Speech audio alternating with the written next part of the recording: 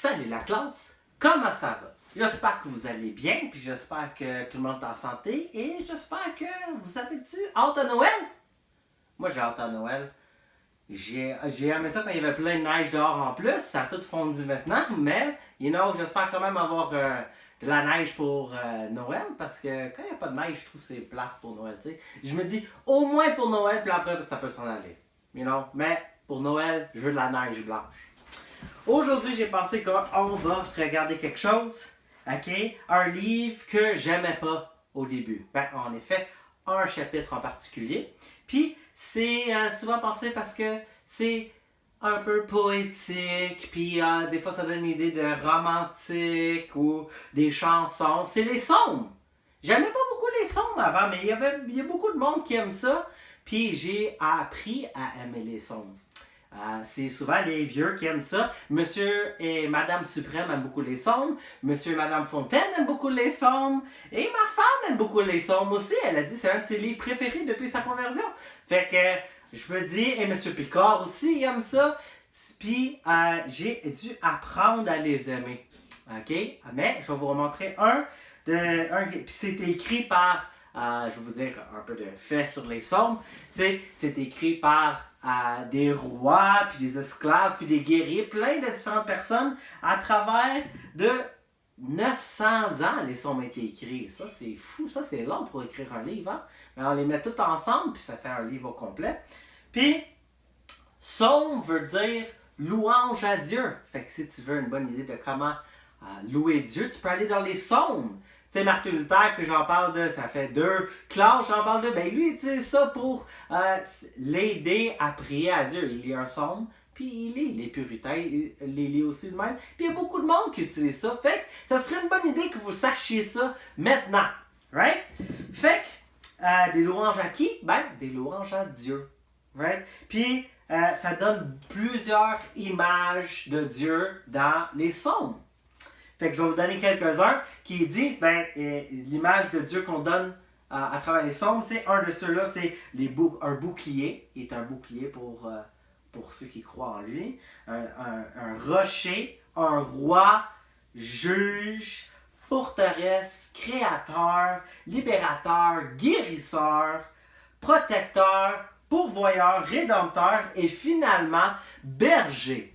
Puis berger, c'est celle-là qu'on va regarder aujourd'hui dans le psaume 23. Fait qu'on va y aller tout de suite. Check, pour une fois, je suis préparé puis j'ai déjà mis là. Right? Fait que là, c'est psaume 23. Si jamais tu cherches les psaumes, tu mets ton livre complètement au centre. Tu le mets, tu le sépares en deux. Puis là, tu vas soit tomber sur les proverbes ou soit psaume. Mais d'habitude, tu vas tomber sur psaume. Si tu sors sur proverbe, retourne en arrière, tu vas trouver les psaumes. Right? Fait qu'on va regarder ça. Puis qu'est-ce qui est intéressant avec les psaumes, psaume 23, ok, c'est que c'est écrit par David, right, le roi David. Mais je devrais faire une classe sur le roi David. Je viens de passer. Chaque fois que je fais une classe, je me dis, je devrais faire une classe sur une autre chose avant de me rendre là. Mais bon, ça finit jamais, right? Qui est bon aussi. Mais c'est écrit par David, puis c'est juste 6 versets. Juste 6 versets. Et c'est pour les croyants. C'est pour les croyants ce chapitre-là est uniquement pour les croyants. Il y a beaucoup de non-croyants qui connaissent ça parce que c'est le bon berger, le berger qui protège. Puis il y a beaucoup de monde qui cite ce verset-là où ils connaissent juste parce que c'est le seul psaume qu'ils connaissent. Right? Puis on va tout le lire ensemble. Puis là, on va aller dedans pour voir qu'est-ce que ça dit puis pourquoi c'est tellement riche. Fait que je vais lire. Fait que j'espère que vous avez eu le temps d'aller à psaume 23. Puis je vais tout le lire. OK? Bon. Éternel. Oh. Cantique de David. L'Éternel est mon berger. Je ne manquerai de rien. Il me fait reposer dans des verts pâturages. Il me dirige près des eaux paisibles. Il restaure mon âme. Il me conduit dans les sentiers de la justice à cause de son nom. Quand je marche dans la vallée de l'ombre de la mort, je ne crains aucun mal, car tu es avec moi. Ta houlette et ton bâton me rassurent. Tu dresses devant moi une table en face de mes adversaires. Tu oins d'huile ma tête et ma coupe déborde. Oui, le bonheur et la grâce m'accompagneront tous les jours de ma vie, et j'habiterai dans la maison de l'Éternel jusqu'à la fin de mes jours. Fait que là, on va regarder un verset à la fois, puis on va voir qu'est-ce que ça dit dessus dans les commentaires, puis qu'est-ce que ça dit. Fait que le verset 1, on dit, fait que le verset 1, là, je vais avoir de la misère puisque ma table ne se met pas exactement là, mais bon, je vais essayer avec deux choses. Peut-être que c'était pas une bonne idée de m'asseoir dans cette chaise-là. You know? Mais je me suis dit pour faire un peu différent. Bon. OK. Verset 1. L'Éternel est mon berger, je ne manquerai de rien. Fait que c'est le secret d'une vie heureuse. Avoir besoin de rien parce que tu sais que Dieu va pouvoir pour toi. Si tu sais que Dieu va pouvoir pour toi, là, si tu sais qu'il va prendre soin de toi, pourquoi tu vas t'inquiéter? Tu vas avoir une vie heureuse. Je n'ai pas à m'inquiéter. Dieu va pourvoir. Dieu va me protéger. Est-ce que ça veut dire que ça va arriver que tu ne mangeras pas, puis jamais pas manger? Non, c'est pas vrai. C'est que Dieu va pourvoir pour toi quand tu crois en lui. Right? Quand tu crois en lui, il va pourvoir pour tes besoins. Puis tu n'as pas à t'inquiéter. Puis je pense que le problème, c'est parce qu'on est le premier à dire ah, mais là, si j'ai faim, ça veut-tu dire vraiment Jésus va me nourrir? Ouais, mais tu sais quoi? Quand tu penses de même, là, c'est parce que tu ne crois pas qu'il va le faire. Fait pourquoi il ferait si tu ne crois pas qu'il va le faire? Right? Il faut réellement croire qu'il va le faire. Verset 2. Oh, verset 2. Il me fait reposer dans des verts pâturages. Il me dirige près des eaux paisibles. Il ne me manquerait pas de nourriture comme pour l'âme aussi, right? Si tu as la parole, il ne va pas te manquer de nourriture. Tu as un buffet de chaque jour pour aller voir la parole de Dieu. Puis spirituellement, tu vas être nourri. Tu sais, quand tu lis pas, tu sais comme on dit, est-ce que tu sauterais un repas? Tu sais? Ah ouais, ça peut arriver parce que je suis occupé. Ouais. Mais en général, tu ne vas pas sauter des repas toute la journée. Souvent, on est le premier. Ben, je vais prendre quelque chose à manger, je vais prendre du pain ou je vais prendre un bar granola, whatever. Est-ce qu'on fait ça avec la parole de Dieu spirituellement? Ok, peut-être j'ai pas le temps de lire 2 chapitres ce matin ou un chapitre, mais peut-être tu pourrais lire 2-3 versets puis garder ça dans ta tête. Right? Ça serait l'équivalent de prendre un bar granola. Ok, peut-être j'ai pas le temps de prendre tout ça ce matin. Tu devrais, je devrais, on devrait. Hein, au moins, prends un verset que tu peux méditer dessus. Ça serait l'équivalent de prendre quelque chose. Fait que si tu négliges pas ton corps, tu ne devrais pas négliger ton âme. Il me manquera de rien et il va rafraîchir ton âme. Eau paisible. Quand ça dit les eaux paisibles, là, ça veut dire que quand tu prends du temps dans la parole, il va te rafraîchir l'âme. T'sais? Fait qu'il faut que tu ailles à la parole pour qu'il te rafraîchisse. Des fois, on dit « Ah, oh, je me sens pas proche de Dieu » ou « je sens pas rien ». Ouais, mais t'as-tu pris du temps dans la parole? T'as-tu pris du temps pour que Dieu te rafraîchisse avec son parole? Ben, c'est ça qu'il dit qu'il va faire. Il va pourvoir à tes besoins spirituellement si tu prends du temps avec lui. Il va pourvoir pour toi. Verset 3. Il restaure mon âme. Il me conduit dans les sentiers de la justice à cause de son nom. Je ne manquerai pas de vitalité d'esprit. Fait que quand tu prends du temps dans la parole, c'est sûr qu'il va pourvoir pour toi. Surtout si tu crois. Dans le fond, c'est basé que tu crois ce qu'il dit. T'sais? C'est vrai qu'il va me restaurer ton âme. Tu ne peux pas te faire restaurer nulle part ailleurs que dans la parole ou dans des choses qui parlent de la parole.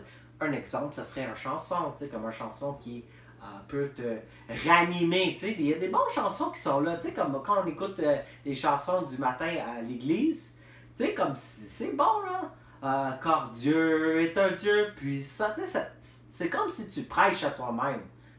Oui, rappelle-toi que Dieu est puissant. Ça restaure ton âme. N'importe quoi qui va t'apporter à penser à Dieu, ça va te rafraîchir, ça restaure ton âme. Il me conduit dans les sentiers de la justice à cause de son nom. Encore une fois, quand ça dit justice, là, ça serait mieux traduit droiture. En anglais, c'est righteousness. Fait que ça va pas te manquer de... Si tu prends du temps dans ta parole, tu prends du temps avec Dieu, il va restaurer ton âme. Et en plus, tu vas pas avoir de problème à savoir qu'est-ce qui est le droit chemin. Qu'est-ce que je devrais faire? Ah, j'ai... Tu sais, quelqu'un veut me donner quelque chose qui est volé. Wow, c'est-tu vraiment vrai? Donc, tu vas savoir si c'est bien ou mal. Oh, est-ce que je devrais mal parler à mon professeur? Toutes les autres qu'il fait, oui, c'est vrai qu'il n'était pas juste, fait que peut-être que je devrais... Tu le sais, si tu passes du temps à la parole, si c'est bien ou mal. Puis dans ce sens-là, il va me conduire, on pourrait mieux dire, il me conduit dans les sentiers de la droiture, de savoir qu'est-ce qui est bien et mal. À cause de son nom, à cause du nom de Dieu, tu vas savoir qu'est-ce que tu dois faire, qu'est-ce que tu ne dois pas faire, tu sais, qu'est-ce qui lui plaît. Ça, c'est une autre chose que je devrais parler de aussi. C'est pas une liste de faire et fais pas. C'est que tu vas vouloir faire ce qui est bien. Parce que Dieu est bon, puis si Dieu vit en toi, tu vas vouloir faire ce qui est bon aussi. Verset 4. Quand je marche dans la vallée de l'ombre de la mort, je ne crains aucun mal, car tu es avec moi. Ta houlette et ton bâton me rassurent. Crains pas la mort. Ça, c'est touch, right? Pourquoi on ne craint pas la mort? Ben parce que Dieu est avec nous et même si ça l'arrive qu'on meurt, il va quand même être avec nous. Tout le but, là, tu sais, on dit comme avoir la vie éternelle, là. On pense, moi je pense qu'on, ben, en tout cas, moi je pense de même. Quand on entend la vie éternelle, on pense tout le temps comme, j'ai la vie éternelle maintenant avec Jésus, que quand je meurs, maintenant je vais être avec Jésus. Right? Non. Tu es supposé déjà être avec Jésus présentement, né de nouveau. C'est que ta vie éternelle a déjà commencé quand tu es avec Christ, quand tu es avec Jésus, quand tu veux être dans la parole, quand tu veux avoir une relation avec lui, tu le vis déjà. Peut-être que tu ne vois pas Jésus maintenant, mais c'est pour ça qu'il y a une chanson qui dit, une année, sa foi va être vue. Comme, his faith will become sight. Après qu'il meurt, maintenant qu'on voit, présentement, on ne voit pas Jésus physiquement, et quand on meurt, on va finalement le voir. Ça va plus être la foi, ça va être la vision. Je ne sais pas comment bien le traduire. Sight. You will see Jesus. Fait que ça, c'est très bon aussi, right? Là, j'étais à verset 4. Il m'a... Dieu est avec nous et même si on meurt, où on va? George Whitefield, il dit, OK, que tant que Dieu n'a pas fini avec nous sur terre, comme on n'a pas fait ce que Dieu veut qu'on fasse, on était mortels. Fait que rien qui arrive va nous tuer avant que Dieu veut qu'on meure. OK? Fait que ça, c'est intéressant parce que je trouve que c'est vrai. Si tu crois que Dieu est au contrôle de tout, il ne va rien te laisser arriver s'il ne veut pas que tu meurs. Tu comprends? Est-ce que ça veut dire que je veux que tu cours dans la rue où est-ce qu'il y a des autos et tout ça pour te faire tuer, là? Non. La parole dit aussi, tu ne tenteras pas Dieu. Fait que tente pas Dieu, là. Tu sais, comme, t'es supposé de me protéger. Tu comprends? Le but, c'est que, en observant qu'est-ce que Dieu dit, en faisant attention, il n'y a rien qui pourrait t'arriver que Dieu n'a pas permis et qu'il va te protéger à travers de ça s'il veut que tu continues à vivre. Tu comprends? Fait que, il faut faire confiance à ce que lui veut pour nous. Fait que j'ai aimé ça que George Whitefield avait dit ça, je trouvais ça intéressant. Et le fait qu'il nous protège avec son bâton. Qui peut faire quelque chose contre nous si Dieu ne veut pas qu'il fasse quelque chose? Dieu ne veut pas que ces personnes-là font quelque chose contre nous. Rien! Il va empêcher ça. Il va protéger. Right? Il a quand même fait ça il a fait ça à travers le Nouveau Testament. Il y a plein de prophètes qui sont pas morts tout de suite parce que Dieu ne voulait pas les protéger. Pense à Daniel et ses amis. Daniel n'était pas dans le feu, mais il était dans la grotte. Dieu ne voulait pas qu'il meure là. Fait qu'il n'est pas mort dans la grotte avec les lions. Les lions ou les tigres? Je pense que c'était des lions. Les lions. Puis là, en plus, les 3 amis de Daniel qui l'ont mis dans le feu. Ils ne voulaient pas qu'il meure là. Right? Fait qu'ils ne sont pas morts là malgré qu'ils t'ont mis dans le four. T'étais à plein de feu. Ils ne sont pas morts. Dieu les a protégés. Ça ne veut pas dire que tu ne vas jamais mourir. C'est que Dieu ne va pas te laisser mourir quand il ne veut pas que tu meurs. Tu comprends? Ça, c'est bon. Ouais. Verset 5. C'est l'autre bord. Tu dresses devant moi une table. En face de mes adversaires, tu oins d'huile ma tête et ma coupe déborde. Le berger prépare une table pour nous. Qu'est-ce qui est sur la table? Qu'est-ce qui est sur cette table? Quand ça dit il prépare une table pour nous, là, qu'est-ce qui est sur la table? Je vais te dire qu'est-ce qui est sur la table parce que moi, je ne le savais pas non plus. Des fois, on lit quelque chose puis on ne le sait pas, OK? C'est ça que ça sert des commentaires. Tu lis les commentaires, là, OK? Puis là, ça fait « Oh, j'ai pas vu ça comme ça. » Ça ne veut pas dire que les commentaires sont tous corrects, OK? Mais des fois, ça peut aider à voir. Fait que ça disait « Qu'est-ce qui est sur la table? » Qu'est-ce que Dieu prépare sur la table pour nous? Dieu prépare les bénédictions. C'est toutes les bénédictions que Dieu a achetées pour nous à travers du mort de Jésus-Christ. Il est mort pour nous, payé par son sang lui-même, pour nous donner toutes les bénédictions qui étaient supposées à Jésus. Il y a combien de bénédictions à Jésus? Tu sais, comme des fois, le langage, j'ai de la misère à exprimer, là. Mais ces bénédictions-là sont achetées par le sang de Jésus, par sa mort. Et Dieu a accepté ça avec la résurrection. Il a montré qu'il a accepté le sacrifice de Jésus en le ressuscitant. Fait que toutes les bénédictions, on a accès à ça maintenant. C'est ça qu'il prépare sur la table. Les bénédictions pour nous, les bénédictions que tu vas avoir dans le futur. Est-ce que ça veut dire que tu vas devenir riche? Non, parce que souvent quand on pense bénédiction, on pense juste à des choses égoïstes à nous. Je veux un PS5, je veux un auto, je veux, I don't know, du resto, je veux des belles vêtements, je veux ci, je veux ça. On pense des bénédictions qui peuvent l'être. Des fois, c'est des bénédictions, c'est correct, tu sais, des fois, c'est bien correct, mais je pense que ça veut dire des bénédictions dans le sens qui glorifie Dieu. Qu'est-ce qui va amener plus de gloire à Dieu? Est-ce que tu vas vraiment être reconnaissant d'avoir ton PS5 à Dieu? Non, really. Est-ce que ça t'encourage vraiment de suivre Dieu en avant ton PS5? Maybe, I guess, c'est possible. Mais en général, ce serait des choses qui t'encouragent vers Dieu. Fait que ça, c'est qu'est-ce qu'il y a sur la table. Et en plus, ça dit, verset 5, deuxième partie, en face de mes adversaires.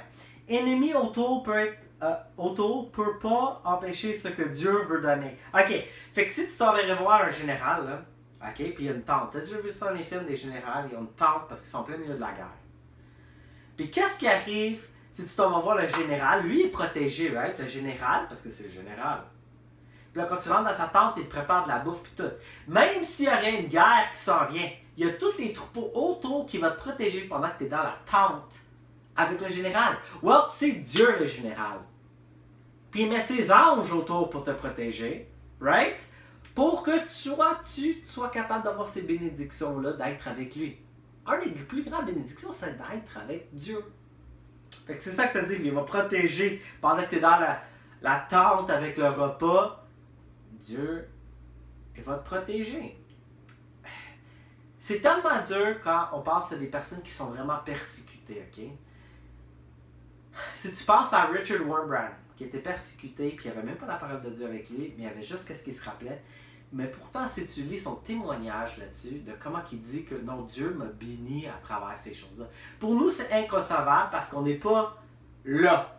Puis on ne le ressent pas.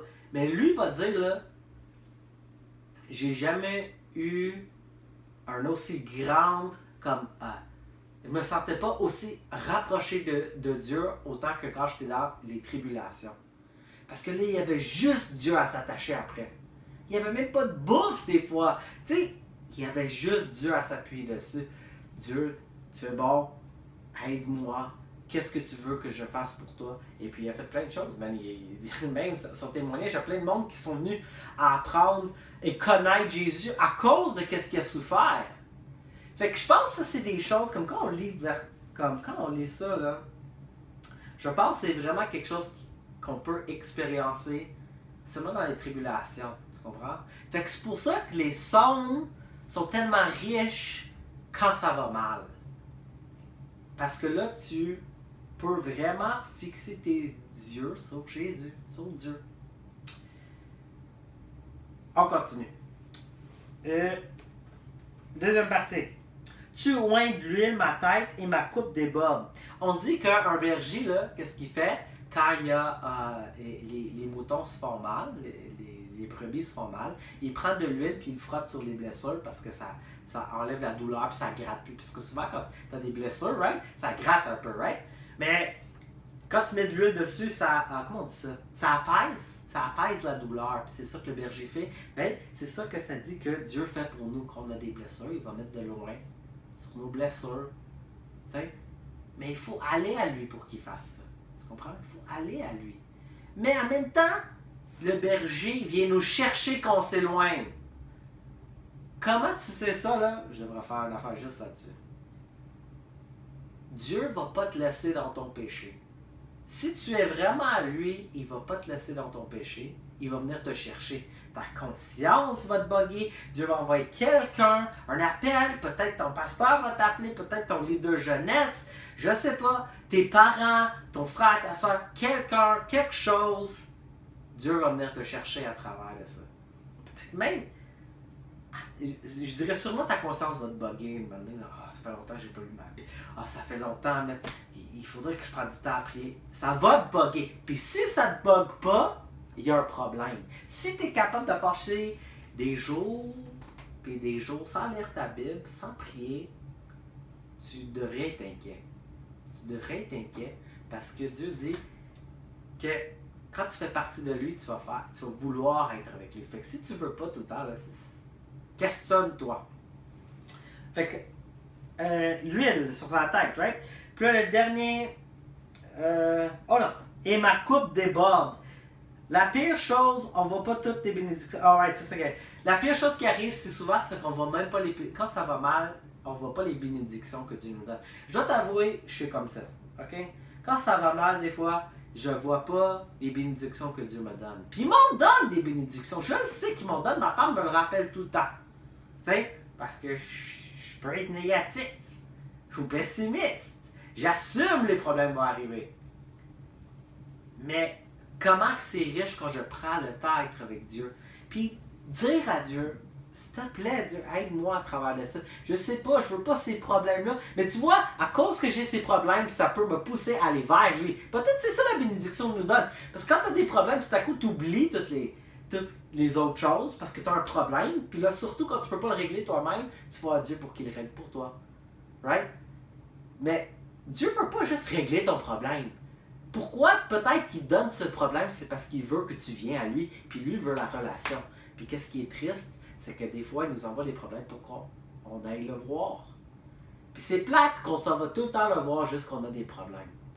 C'est pour ça qu'il faut avoir une bonne relation. Est-ce que tu t'en vas voir ton ami juste quand tu as des problèmes? Non! Tu passes du temps avec, tu joues des jeux avec. Tu sais, comme tu lui parles, tu sais. C'est la même chose avec Dieu. Tu passes du temps avec Dieu. Tu sais. Tu peux lui parler aussi pendant que tu marches dehors. Tu n'as pas besoin d'être assis à la table en train de prier. C'est bien, mais tu peux être dehors aussi. Ah, oh, merci Seigneur pour les belles arbres que tu me donnes. Ah, c'est cool le chien qui fait ça. Là, là, là. Parle-y tangiblement comme qui, là. Parce qu'il t'entend. Moi, je pense que c'est une bénédiction. Puis des personnes qui vivent de même. Il y a des personnes qui vivent de même. Là. Puis je te dis, là, ça me fait honte de moi que je suis pas comme ça. Peut-être un jour, Dieu va permettre que je sois de même. Verset 6. Et le dernier verset. Oui, le bonheur et la grâce m'accompagneront tous les jours de ma vie, et j'habiterai dans la maison de l'Éternel jusqu'à la fin de mes jours. Dernier verset. Le secret d'un bonheur éternel. Sa grâce nous accompagne toute notre vie, et quand on meurt, ça continue même dans l'éternité. Fait que si tu aimes ta relation avec Dieu maintenant, ok, sois, comment dire ça, réjouissant parce que ça va juste devenir mieux après que tu meurs. Parce que tu vas être avec lui. Tu vas juste continuer encore mieux la relation que tu avais avant. Fait que pourquoi pas la commencer maintenant? Pourquoi pas passer du temps intime avec Dieu maintenant? Sauf notre foi en Christ va être devenue visible. Ouais, je l'avais dit. On va le voir avec nos propres yeux. Finalement, là, on va pouvoir voir Jésus avec nos propres yeux. J'ai écrit quelque chose ici que je voulais dire que je n'ai pas nommé Jésus tout à travers ça. Et à cause que je ne suis pas capable, à cause que quand tu lis Psaume 23, c'est impossible de ne pas penser à Jésus. Surtout quand lui il dit plus tard, je suis le bon berger. il sait exactement les sons. Je suis le bon berger qui va te protéger. Je suis celui qui va te suivre. Je vais être avec toi. Je vais te donner des bénédictions. Tu sais, comme, c'est impossible de lire. Essaye de lire Psaume 23 toi-même. C'est juste 6 versets sans penser à Jésus. Essaye.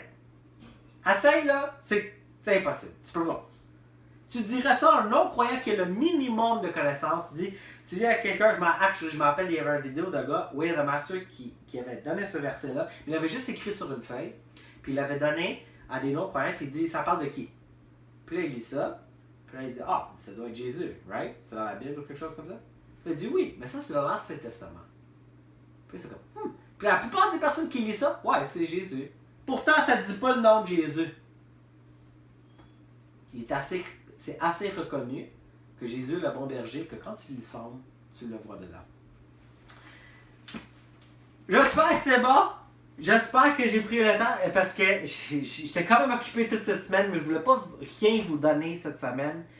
Puis, je prie que Dieu vous aide à travers ce temps de pandémie difficile qui est long. Essayez d'utiliser ce temps qu'il vous donne. Si vous êtes plus confiné, puis vous êtes à la maison, puis le dimanche, négligez pas d'écouter la prédication le dimanche. Si tu ne vas pas au baptiste, au moins écoute-le sur YouTube. T'sais? J'encouragerais que tu gardes la même routine. Le dimanche matin, écoute la prédication. Si tu peux pas, c'est correct. Mais si l'église serait comme normale, là, tu irais le dimanche. Fait que je dirais, prends le temps. On prie. Seigneur, merci pour ce temps que tu nous donnes ta parole. Merci pour les sons. Merci pour qu'est-ce que ça nous dit sur toi. Et merci, Seigneur, parce que tu es bon et patient envers nous. Merci pour être le bon berger et merci pour les sons qui nous encouragent. Au nom de Jésus, je te prie. Amen. Bonne semaine!